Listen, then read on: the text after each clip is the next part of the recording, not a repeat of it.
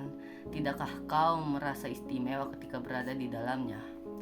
Di sekelilingmu ada berbagai tokoh dari dunia nyata dan khayal, tempat yang pernah kau kunjungi dan yang belum. Informasi dan cerita dari masa lalu, masa kini, dan masa depan. Semua berpadu, semua berada dalam genggamanmu. Saat berada di antara buku, tidakkah kau merasa menjadi raja dan ratu? Ruang dan waktu seolah menyatu tanpa batas. Kau bisa terbang melintasi sekat negara dan melewati berbagai zaman. Kau bisa menyelam ke dalam samudra, melayang di angkasa, bercanda dengan aneka satwa, dan berkelana di tengah padatnya kota, juga di rimba raya. Kau tahu, buku adalah jendela dunia, kunci pengetahuan, dan pintu wawasan. Muhammad Hatta, sang proklamator, berkata, "Aku rela di penjara, asalkan bersama buku, karena dengan buku aku bebas." Melalui buku, manusia terbebas dari ketidaktahuan. Tempat-tempat yang dipenuhi buku adalah harapan berkembangnya pengetahuan dan wawasan.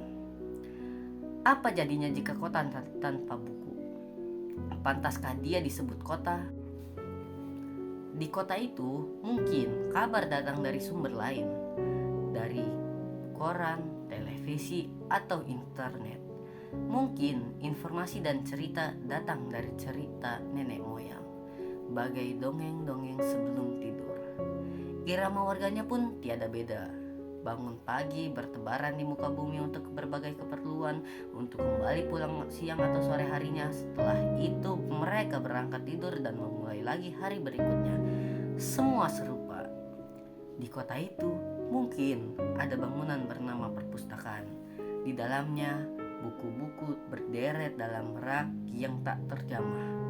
Tiada tangan yang meraih dan membuka halaman demi halaman dengan sukacita. Mungkin juga ada tumpukan buku di sudut-sudut sekolah yang sepi dan berdebu, jarang dikunjungi, jarang dibaca. Buku-buku di sana teronggok tanpa nyawa. Bagaimana dengan kotamu? Mungkin kau tinggal di tengah kota yang megah, di gang sempit, di desa terpencil, di sisi pesisir, atau di kaki gunung. Adakah perpustakaan, taman bacaan, atau toko buku di dekat rumahmu? Jika ada, apakah tempat itu menjadi wadah berkumpulnya anak-anak dan warga, menjadi pusat berkembangnya wawasan dan pengetahuan, atau hanya menjadi pajangan? Maukah kau menjadi orang yang menghidupkannya?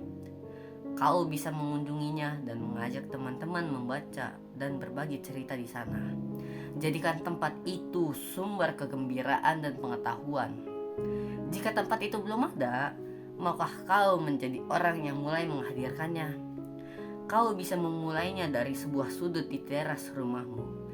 Ajak teman-temanmu memulai langkah baru. Jangan biarkan waktu berlalu tanpa buku.